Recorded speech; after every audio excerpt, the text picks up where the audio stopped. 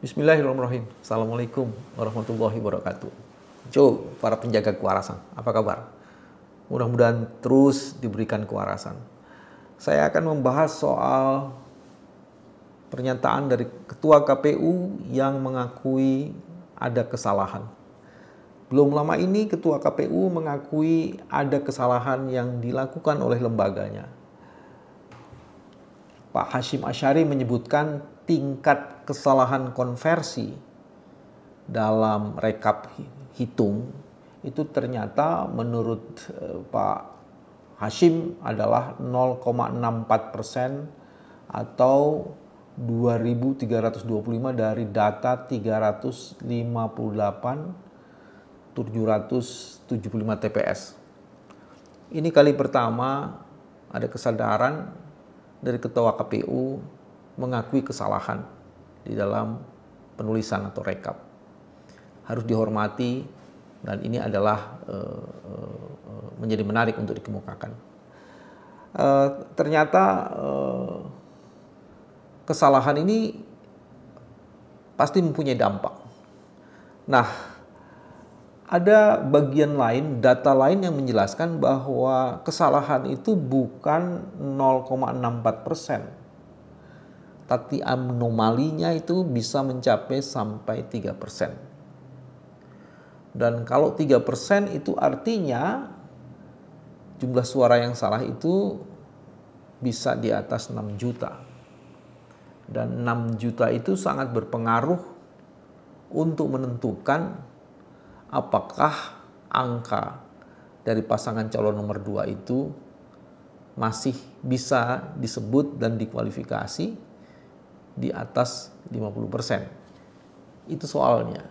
Jadi soal kesalahan ini harus benar-benar dicek apakah betul hanya sekitar 0,64% atau di atas itu.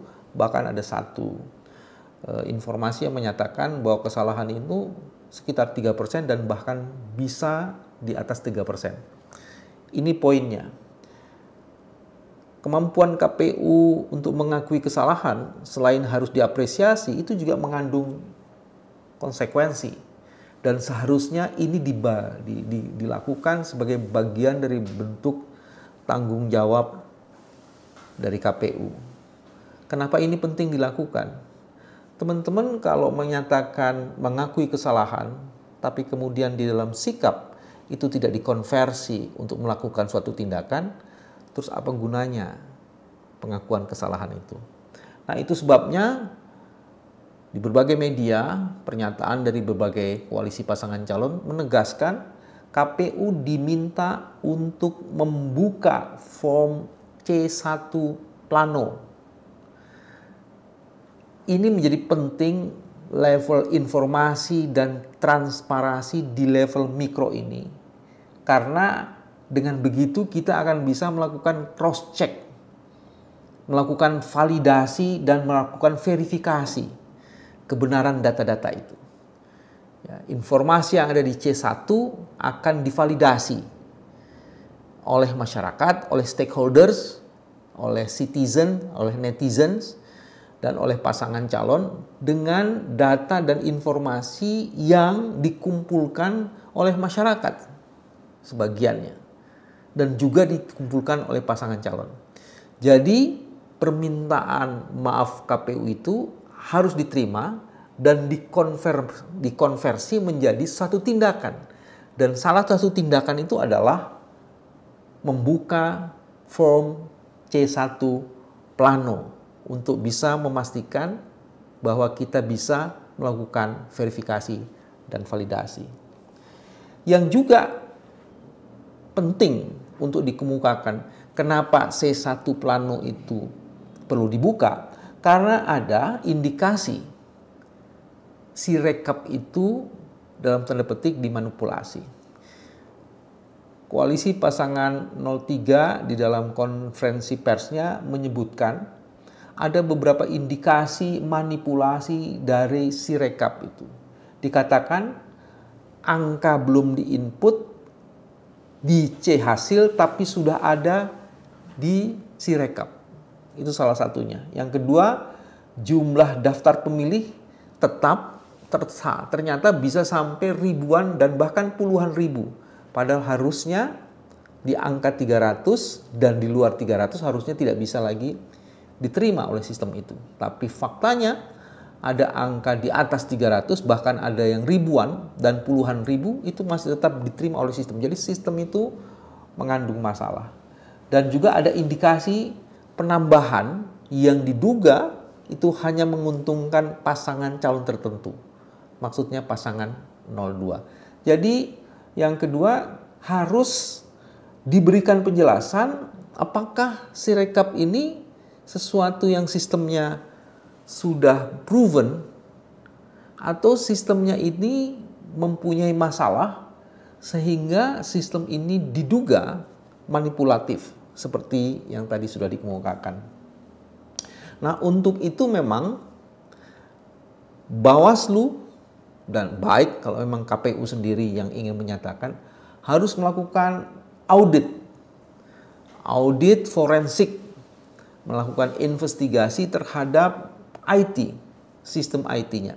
Terutama Bawaslu. Bawaslu harus mendorong supaya KPU melakukan audit forensik, audit investigatif IT untuk memastikan bahwa sistem IT-nya itu tidak bermasalah. Sistem IT-nya itu bisa dipertanggungjawabkan. Tidak ada problem dalam sistem logaritmanya. Ini menjadi penting untuk dilakukan untuk memastikan bahwa kecurangan tidak terjadi atau bisa dilakukan melalui sistem IT-nya KPU. Walaupun nanti C1 yang akan dipertanggungjawabkan rekapitulasinya berdasarkan manual. Tapi ini menjadi penting karena seluruh manajemen kepemiluan itu tidak bisa dipisahkan satu dan lainnya. Jadi diperlukan audit forensik, audit investigatif khusus untuk IT. Hal lain yang juga menjadi penting untuk dikemukakan adalah Bawaslu juga harus didorong untuk memeriksa Sirekap dan berbagai kecurangan lain. Bahkan kemudian di salah satu konferensi pers salah satu calon, mereka mengatakan ingin mengetahui siapa vendor yang membuat Sirekap. Karena ini jadi penting apakah vendor itu vendor yang bisa dipertanggungjawabkan, independensi dan integritasnya terjaga, dan kita sungguh-sungguh bisa memastikan orang-orang itu melakukan tugasnya secara profesional. Tidak bermain-main karena berafiliasi dengan kepentingan-kepentingan tertentu. Di sisi lainnya sebenarnya banyak korporasi di Indonesia yang mempunyai kompetensi, kewenangan untuk melakukan audit forensik. Jadi agak aneh dan sebenarnya ini bukan masalah apakah para calon koalisi sudah pernah meminta dilakukan audit investigasi atau audit forensik ini. Di tahun 2019 isu ini sudah muncul. Isu ini juga sudah dikedepankan dan sudah dipersoalkan. Yang jadi pertanyaan, kenapa KPU tidak melakukan fungsi itu? Apa sebenarnya yang hendak dilakukan KPU? Karena bukankah kalau itu dilakukan bisa membangun trust, kepercayaan, dan dengan demikian marwah KPU bisa dijaga. Ini yang sangat penting untuk dilakukan. Ada hal lainnya apa lagi? Teman-teman, ada tuntutan yang sekarang mulai berkembang bahwa bukan sekedar permintaan maaf, tapi internal audit harus dilakukan oleh KPU dan Bawaslu harus juga melakukan pemeriksaan untuk memastikan apakah ada pelanggaran etik atau pelanggaran pidana atau pelanggaran administratif lainnya. Dan peran serta atau respon segera dari Bawaslu itu menjadi penting. Sebab kalau tidak, kemudian Bawaslu akan melakukan atau Bawaslu bisa dituduh menjadi bagian dari lembaga yang melakukan pembiaran terhadap proses kecurangan yang begitu masif terjadi. Saya bahkan mengatakan bahwa ini bukan sekedar TSM, terstruktur, sistematik, dan masif, bukan sekedar TSM. Ini bahkan sudah harus dikualifikasi sebagai suatu kejahatan yang benar-benar direncanakan dengan sangat sengaja untuk melakukan kecurangan. Diduga seperti itu. Sehingga kemudian menjadi penting untuk terus-menerus memperhatikan ini. Dan itu sebabnya Bawaslu bukan hanya sekedar diminta melakukan audit forensik, tapi didorong lebih lanjut untuk memeriksa apakah ada pelanggaran etik dan perilaku, dan apakah ada indikasi pidana untuk dibawa ke DKPP atau sekalian dibawa ke lembaga penegak hukum. Nah, yang juga jadi penting untuk dikemukakan adalah DPR. DPR yang mempunyai fungsi pengawasan seharusnya responsif dan mengambil tindakan-tindakan yang sangat perlu dan diperlukan untuk memastikan kecurangan ini tidak terjadi. Pengawasan yang dilakukan oleh DPR menjadi sangat penting untuk mengurai semua informasi, semua peristiwa, dan mengkonversinya menjadi bagian dari fakta yang bisa dipakai sebagai bagian untuk membuktikan ada tidaknya kecurangan. Jadi kita menghormati apa yang sudah dilakukan oleh KPU yang mengakui adanya kesalahan. Tapi saya juga belum mendengar apakah dengan mengakui kesalahan berarti ada permintaan maaf. Saya menduga itu sudah dilakukan. Tapi permintaan maaf itu tidak cukup. Nah, itu sebabnya kita perlu mendorong KPU untuk mengambil tindakan-tindakan yang dianggap perlu untuk memastikan bahwa permintaan maafnya itu berguna bagi kepentingan kita.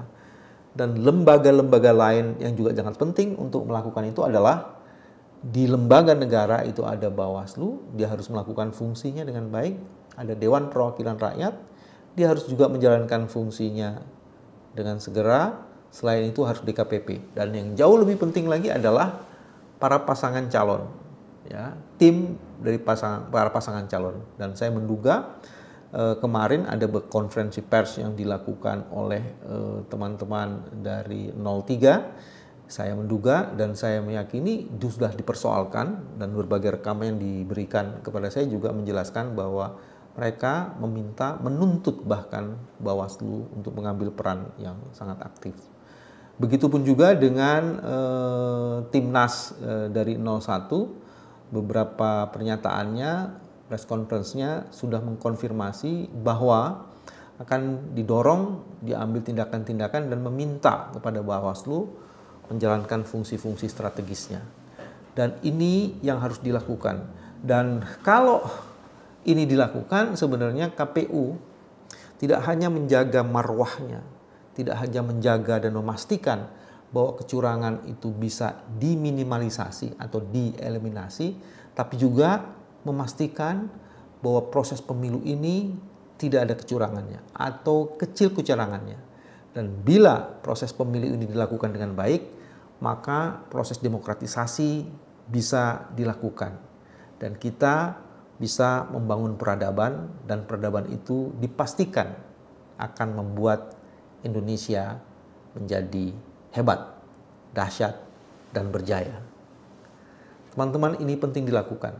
Dan yang juga lebih penting lagi adalah keterlibatan civil society. Civil society harus terus-menerus untuk melakukan pengawasan.